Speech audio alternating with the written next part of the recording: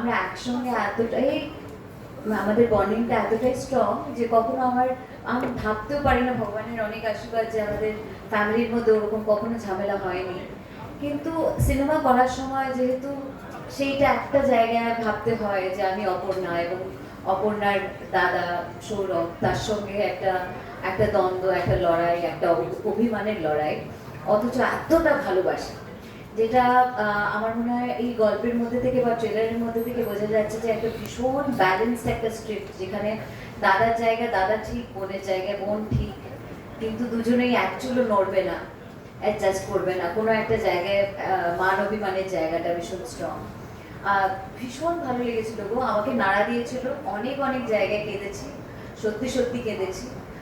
কারণ আমি অপর্ণাকে মনের প্রাণে ফিল করছিলাম পুরো ছবি জুড়ে।